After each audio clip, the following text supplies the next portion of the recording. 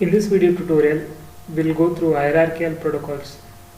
So before we go through these hierarchical protocols, let's first discuss the disadvantages of data-centric and flat architecture protocols. So these data-centric and flat architecture protocols results in the majority of the information generated at the sensors being concentrated near the sink. So ultimately all the information will be directed to the sink, but specifically in data-centric and flat architecture protocols, this overloading of data happens around the sink.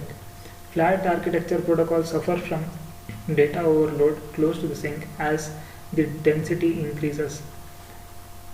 The nodes which are located near the sink route more information than the nodes in the other parts of the network, and because of this they die faster and produce a disconnection between the sink and the WSN.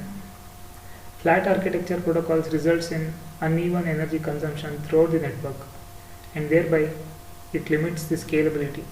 So disadvantages can be addressed by forming one more architectural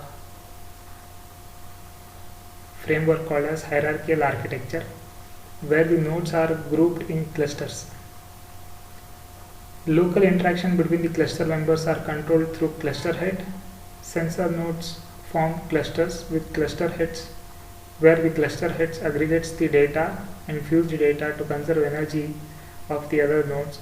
Cluster heads can also form another layer of clusters among themselves before reaching the sink. So we have different hierarchical architectures as well as protocols, in which the famous one is LEACH, that which is an abbreviation for low energy adaptive clustering hierarchy. Then we have Pegasus, power efficient gathering in sensor information systems, followed by TEAM, threshold sensitive efficient energy efficient sensor network, followed by AppTeam, adaptive threshold sensitive energy efficient sensor. So let's first discuss the LEACH protocol. So LEACH, the goal of LEACH is to dynamically select sensor nodes as cluster heads and form cluster in the network. Communication inside the clusters are directed to the cluster head, which performs aggregation. Cluster heads then directly communicate with the sink to relay collected information from each sensor. Changes the cluster head dynamically such that energy consumption in communicating with the sink is spread to all the other nodes. So here is an example where you can see cluster heads that which aggregate the data from the nodes. So after aggregating this data, the fused data is in turn directed to other cluster heads and in turn to sink. LEACH operation is controlled through rounds, something called as rounds, and these rounds contains two phases.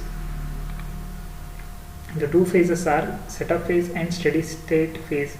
In setup phase we have three more phases: advertisement round, advertisement phase, cluster setup phase, and schedule creation phase.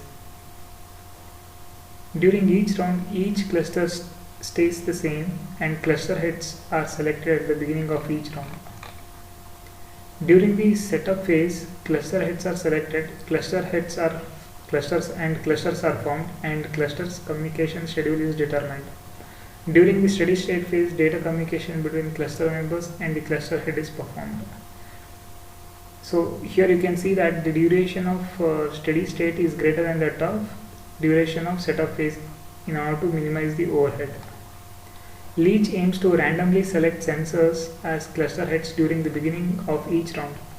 Cluster head selection is performed through advertisement phase, where sensor node broadcasts a cluster head advertisement message. So let's see how exactly this cluster head is selected.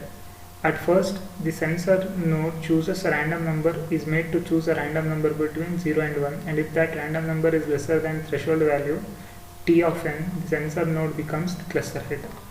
And this formula for threshold T of n is given as P divided by 1 minus P within the brackets R mod of 1 by P, if this n belongs to G and 0 otherwise, where P is the desired percentage to become cluster head. So this is the desired percentage to become cluster head, R is the current round value, and G is the set of nodes not been selected as cluster head in the past 1 by P rounds. These selected cluster heads are then advertised to their neighbors in the network that they are the new cluster heads, and in order to do this they follow CSMA based random access schemes to avoid advertisement collisions from multiple cluster heads. Sensor nodes receive the advertisement and fix to their cluster they belong to.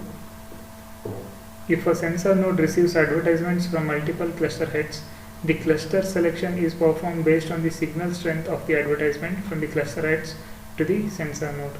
Cluster setup phase. The sensor node informs the associate cluster head that they will be the members of cluster. Schedule creation phase, where the cluster heads assign the time using TDMA during the sensor needs to send data to their cluster heads. LEACH switches to steady state after the setup phase. During this phase, sensor nodes can begin sensing and transmitting data to cluster head. Cluster head also aggregates data from the nodes. At the end of the steady state phase, the network goes to the setup phase again to enter into another round of selecting the cluster heads. As a result, energy consumption due to the cluster head duty is equally distributed among all the sensor nodes.